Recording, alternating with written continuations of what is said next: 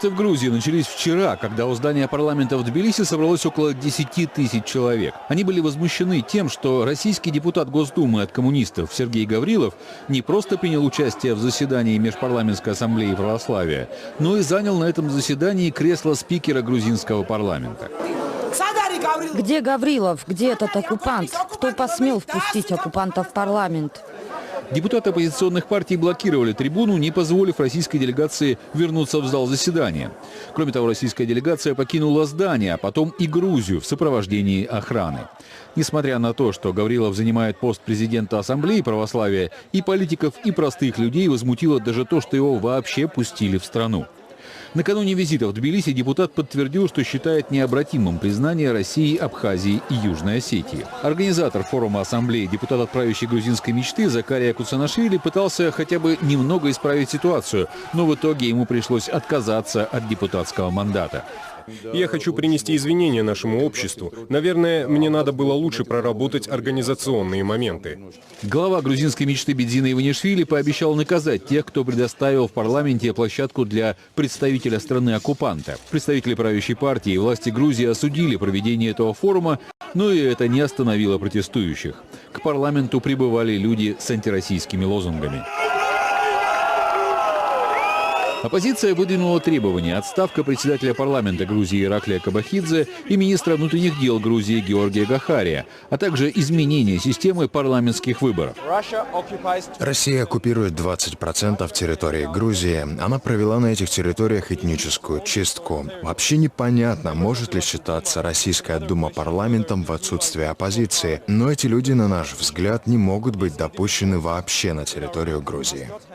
Не дождавшись реакции властей на свои требования, протестующие попытались прорваться сквозь полицейское оцепление в здание парламента.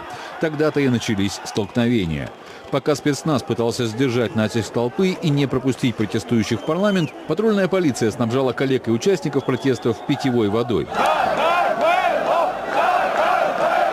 Столкновения на центральном проспекте Шата-Руставели продолжались всю ночь. Полиция применяла слезоточивый газ, резиновые пули и водометы. Протестующие бросали камни и строили баррикады. В итоге пострадали 160 участников акции протеста и 80 полицейских. Более 100 человек задержаны. Люди злы и разочарованы. Множество людей собрались здесь, на проспекте Руставели, и мы хотели провести переговоры. И правительство вроде бы согласилось, но полиция начала стрелять и использовать газ. Как сообщает грузинская хартия журналистской этики, в столкновениях пострадали 31 журналист. Многие получили ранения резиновыми пулями. Как сообщают представители хартии, в спину одного из фотографов попало сразу 11 пуль, а сотрудник телекомпании «Рустави-2» потерял глаз. Это наша свобода выражения, и такие действия будут считаться нормальными, если мы не выйдем сюда снова. Я не боюсь ни пуль, ни дубинок.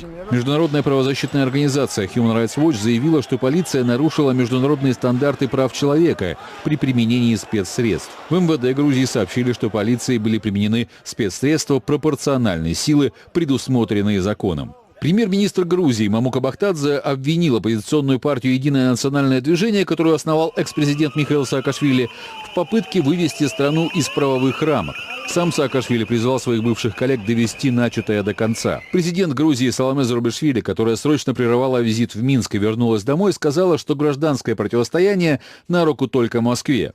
Сам виновник Сергей Гаврилов уже из столицы России заявил, что стихийная акция протеста в Тбилиси была заранее подготовлена. В интервью газете «Коммерсант» депутат Госдумы заявил, что кураторами провокации были люди, говорившие на американской версии английского языка. Моментально были расставлены десятки камер. Лица, пришедшие на это заседание, демонстрировали заранее изготовленные плакаты антирусского и откровенно грязного оскорбительного содержания. Пресс-секретарь Владимира Путина Дмитрий Песков назвал события в Тбилиси русофобской провокацией. Я вам расскажу, что по последним требованиям протестующие хотят отставки министра внутренних дел, освобождения всех арестованных, это сотни человек, как мы уже упоминали, и начало переговоров о досрочных парламентских выборах. То есть вот к чему привел вчерашний вчерашний визит российского депутата на трибуну парламента Грузии. Что касается уже выполненных требований, то это в первую очередь действительно отставка спикера парламента Ираклия Кабахидзе, хотя он все эти дни в Грузии даже не находится. Он сейчас, во всяком случае накануне, был с официальным визитом в Азербайджане, но он требования об отставке принял и покинул свой пост. Подробнее про Саломе Зурабишвили. Ее тоже не было в стране, она была в Минске. Но она экстренно вернулась на родину и уже выступила с заявлением. Она признала ошибку властей, но при этом предупредила об ответственности людей, которые, по ее мнению, дестабилизируют ситуацию в стране. То есть отчасти это, видимо, те люди, которых вы сейчас видите на своих экранах. Так вот, по словам Зурабишвили, руководство страны действительно не учло возможные риски, когда приглашало выступить в парламенте депутата Российской Госдумы от партии КПРФ. Причем важнее даже не то, что Сергей Гаврилов просто депутат, а то, что он открыто поддерживал происходящее в Абхазии и Южной Осетии, политику России, что, естественно, не может устраивать грузинские власти из-за тлеющего конфликта. Зурабишвили назвала поведение российских депутатов, Гаврилова в том числе, необоснованным и необдуманным. Но при этом она отметила, что лидеры протеста в Грузии ставят страну под угрозу. Вот я цитирую, президент заявила, что цель этих людей только эскалация и дестабилизация. Противостояние наносит удар по каждому из нас, по государству, укрепляет оно только врага. В общем, Зурабишвили призывает общество успокоиться, не поддаваться на провокации и заявил, что готова встретиться со всеми политическими силами, во многом, наверное, для того, чтобы понять, какой же возможен выход из этого стремительно и стихийно начавшегося политического кризиса в Грузии. Мы обязательно об этом тоже поговорим. Российской истерии для дискредитации Грузии как православной страны, для удара по грузинскому православию, по грузинской православной церкви. Сегодня утром Гаврилов свою версию произошедшего изложил еще нескольким интернет-СМИ. И вот по его словам, собственно, как и говорил только что в эфире другой депутат Российской Госдумы Николай Земцов, в кресло спикера грузинского парламента он сел потому, что это ему предложили организаторы вот этой ассамблеи, на которую приехала российская делегация. Дальше, по словам Гаврилова, здесь он тоже не расходится с Земцовым, все развивалось по некому заранее заготовленному сценарию. Гаврилов уверяет, что к стенам грузинского парламента люди уже выходили с заранее заготовленными плакатами. Ну вот он в это верит. После, собственно, чего, как опять же уверяет Сергей Гаврилов, он видел, как он и другие члены вот этой делегации видели, что грузинским журналистам некие кураторы давали инструкции, говоря на американской версии английского языка. Вот это дословная цитата Сергея Гаврилова.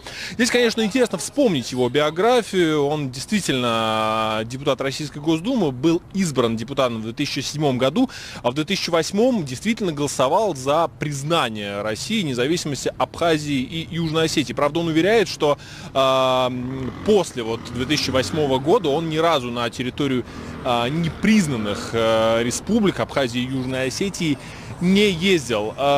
При этом в Госдуму он избран от Коммунистической партии России, но сейчас возглавляет комитет по делам общественных объединений и религиозных организаций. И именно в качестве президента Межпарламентской ассамблеи православия коммунист Сергей Гаврилов и приезжал в Тбилиси. В эти минуты Георгий Гахария, министр внутренних дел Грузии, сказал, что он в отставку уходить не собирается. А у нас сейчас на связи Хатия Диканаидзе, одна из лидеров оппозиционной партии «Единое национальное движение», в прошлом руководитель полицейской академии МВД Грузии. Хатия, добрый вечер. Добрый вечер. Скажите, пожалуйста, вот вы занимались реформой полиции в Грузии при Саакашвили еще. Как вы оцениваете действия полиции минувшей ночью? Вы знаете, в первую очередь я должна сказать, почему все это произошло и почему сейчас у нас протест. Вы видите, да, вот у вас тоже в кадре происходит все это. Честно говоря, вы знаете, что 25% территории Грузии оккупировано Россией, Российской Федерацией. Вы знаете, что Путин признал Абхазию и Цхинвальский регион и Крым. Так что после этого, как у нас была война с Россией, и они выгнали очень много людей из собственных домов, честно говоря, после этого, вот вчера или позавчера, коммунист, депутат Государственной Думы приехал в Грузию, и в один день мы все проснулись. Хотя, я прошу прощения, мы очень много проговорили как раз про то, почему именно это вчера произошло физически, просто не хотелось бы повторяться. Я понимаю, просто я должна закончить. Так что вчера ночью, я тоже была на митинге, и вчера ночью второй раз, то есть 9 апреля, когда нас русские танки передавили население на вот Руставели здесь, вчера ночью грузинская полиция, министр внутренних дел Георгий Гахария, который был гражданином России, до сих пор является, дал приказ, что грузинская полиция стреляла вот резиновые пули населения. У нас где-то около 300, да, мы это как раз таки людей, обсуждали про резиновые пули. Да. Вот вам, как человеку, который имеет прямое отношение к грузинской полиции, как кажется, зачем такой приказ был дан, так жестко разгонять? Вы знаете, вы должны понимать, и мы все должны понимать, что у нас происходит следующее. У нас неформальное правление прорусского олигарха Бедина Иванишвили, который заработал 9 миллиардов в России. Бедина Иванишвили, который не является ни премьер-министром, ни президентом, у него нет никакой ответственности. Он просто глава партии «Грузинская мечта».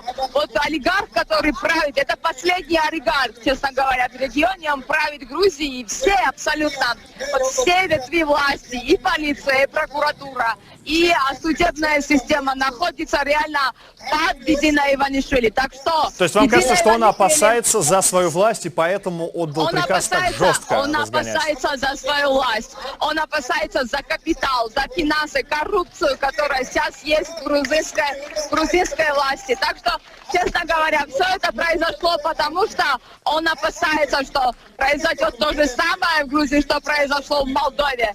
И когда вот олигарх просто убежал, да, с чартерным рейсом с Кишинева. Или в Украине, когда переизбрали и пришла новая политическая элита. Так что вот поэтому он дал приказ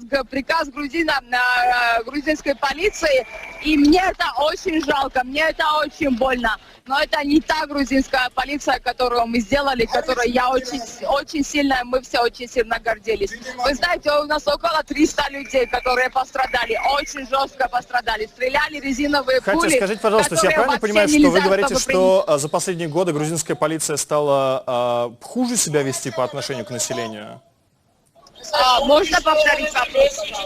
Вы говорите, что после вашей реформы, в которой вы принимали участие полиции, ситуация ухудшилась со стражами правопорядка? Конечно, регресс очень большой и откат назад. Почему? Потому что мы должны понимать опять, что олигарх. Первая задача для олигарха – это защита своего капитала. Первая задача это олигарха – это как бы пророссийские интересы. Вот почему приехал Гаврилов. Они же все понимали, что Гаврилов приезжал. Вы знаете, что Грузия никогда не участвовала в этой ассамблее, которая как бы, честно говоря, я не понимаю, что. Но после 2013 года, после того, как грузинская мечта пришла во власти, вот они вот начали вот присутствовать очень активно на эту ассамблею. Так что поэтому сейчас здесь грузины стоят. Вот вы видите, они скандируют «Грузия, Грузия». И это очень важно для нас всех. Мы должны понимать, что Грузия не станет частью Российской империи. Вот это грузины, это новые люди, молодые люди, которые протестуют против Путина, протестуют против оккупации. Так что хочу всем сказать, и особенно Бедина Иванишвили, который, честно говоря, сейчас очень боится, что так не будет. Спасибо большое, Хатия Диканаидзе, грузинский политик, один из авторов полицейской реформы в прошлом в Грузии, была у нас на прямой связи с митинга. И вот сообщение, которое появилось только что. Сотрудники МВД Грузии задержали мужчину, который, как сообщается, планировал использовать на митинге коктейли Молотова. Но это исключительно представитель ведомства сообщил. об этом. Это единственный задержанный пока что, во всяком случае, о котором сообщается. А мы сейчас поговорим с Надаром Харшеладзе, политологом, который тоже с нами выходит на связь. Надар, здравствуйте, слышите ли вы меня? Да, я вас хорошо слышу. Скажите, пожалуйста, вопрос, который мы всем задаем. Вам кажется, эти протесты, они неожиданные и спонтанные, или это накопившееся недовольство грузин? Ну, это как бы и то, и то. То есть это, конечно, в один день это не случилось, но это было спонтанно в этом случае.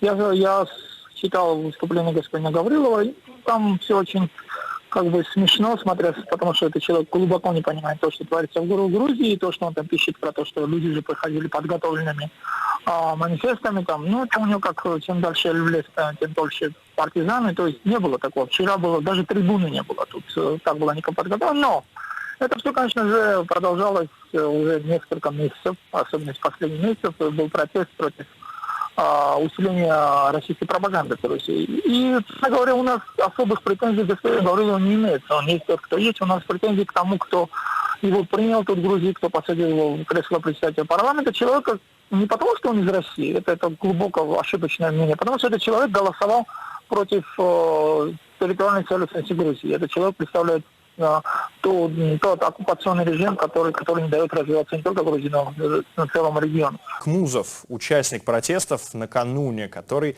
пострадал от действий полиции и связь с которым сейчас прервалась. Но мы обязательно с Бесланом постараемся выйти на связь заново. Итак, я напоминаю, что в центре Тбилиси 1000 человек сейчас собрались протестовать против действий властей и, в частности, против произошедшего вчера выступления депутата Российской Госдумы в кресле спикера парламента Грузии. А у нас вновь на прямой связи Беслан Кмузов, участник протестов, который вчера на этих протестах пострадал. Беслан, здравствуйте. Добрый день, извините, только я не участник, я журналист информационного агентства «Кавказский Рил», то есть я фактически... Да, я согласен, приношу извинения, это действительно разные вещи, но тем не менее, скажите, во-первых, как вы себя чувствуете и из-за чего именно вы пострадали вчера? Чувствую себя нормально, пострадал вчера из-за того, что, собственно, пытался как бы донести некоторую информацию до полицейских. Вы понимаете, дело в том, что когда я снимал кадры перед парламентом, рядом со мной, вот как раз на ступеньках упал молодой человек. Я, еще несколько людей попытались ему помочь, мы его подхватили, понесли подальше из-под зоны обстрела. Мы все знали, что стреляют резиновыми пулями, и поэтому нужно было человека отнести подальше, оказать ему помощь. Когда мы его только подняли, оказалось, что у него пробита передняя стенка живота, то есть кожа, мышцы, и оттуда вывалилась кишка. Поскольку такие ранения раньше были очень опасными, люди погибали, когда кишечник вываливается. Это был большой шок. Мы когда его отвезли, я понял, что эти пули могут...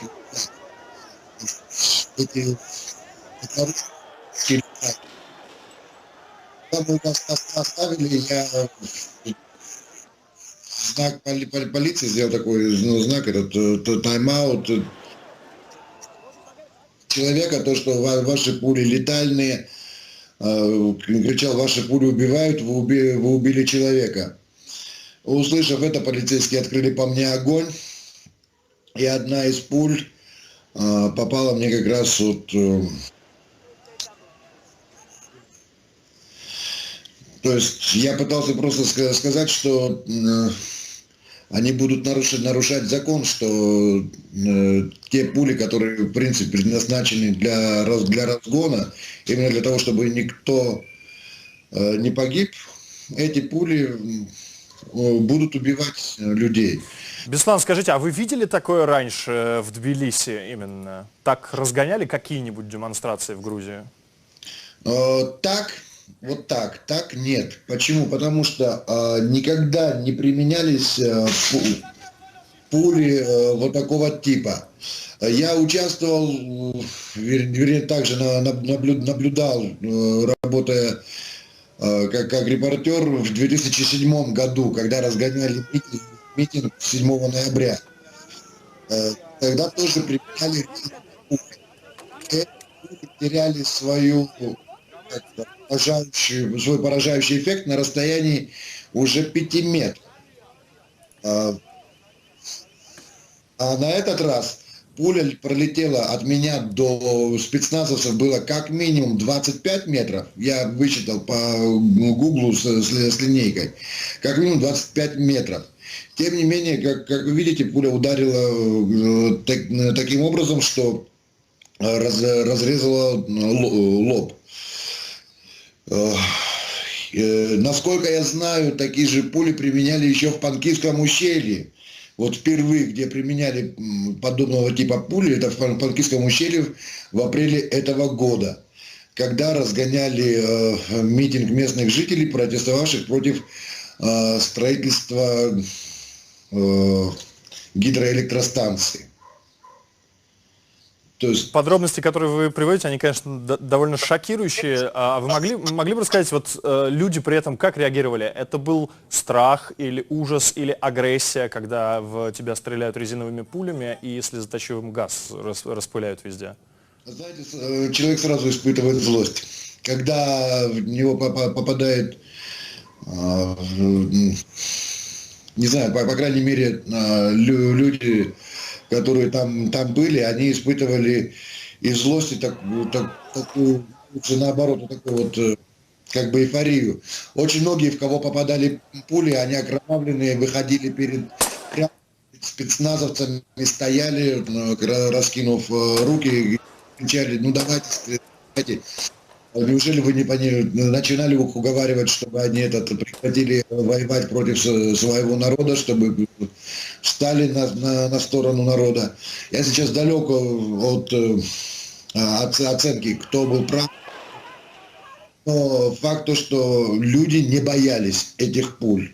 Да, некоторое время отходили, закрывались, но те, в кого попадали, вот они прямо подходили к спецназовцам, стояли в метре от них. Спасибо большое, Беслан. Беслан Хмузов, грузинский журналист, который вчера на митинге пострадал. Желаю вам здоровья, Беслан. Спасибо, что вышли на прямую связь.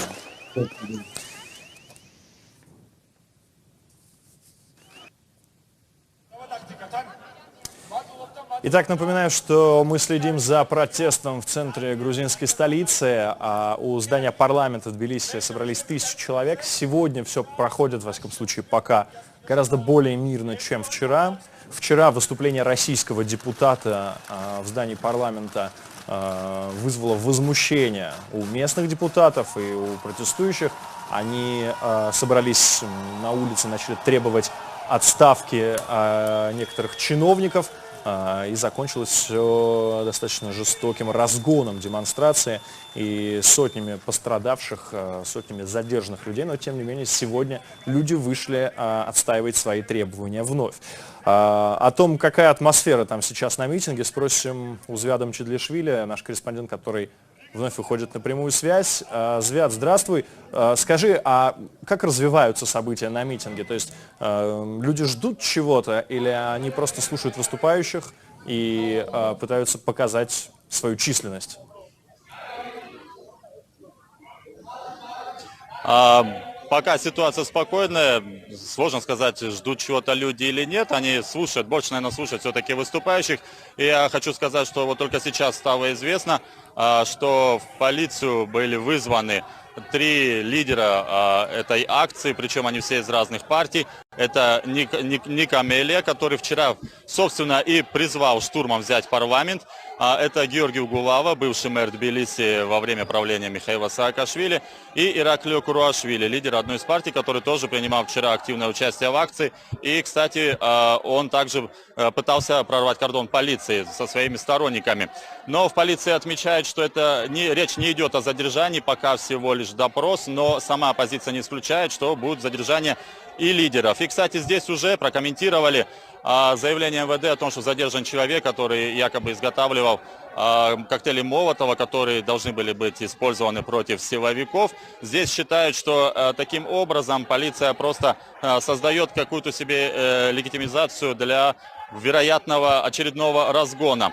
Ну, еще можно добавить также и то, что многие, кто сюда приходят, видимо, опасаются, может быть, не исключают, что ситуация может опять радикализоваться, потому что на многих надеты респираторные маски, малярные маски, которые, в принципе, хотя бы как-то частично спасают от газа во время разгона. Но очень много молодых людей можно увидеть сегодня с этими масками на лицах.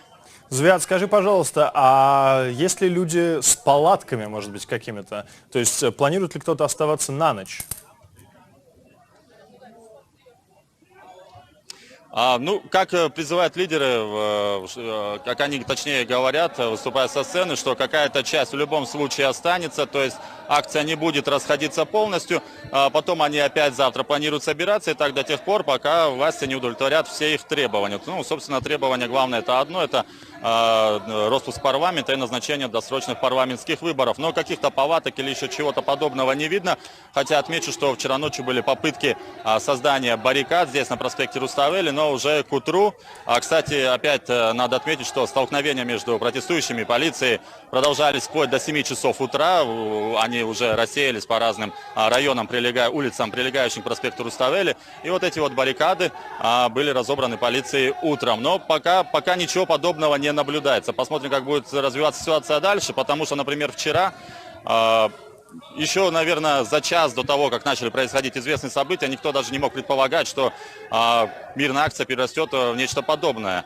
Ну, так что посмотрим, как будет развиваться события сегодня. Звят, а как полиция себя ведет сейчас? Они же присутствуют на митинге?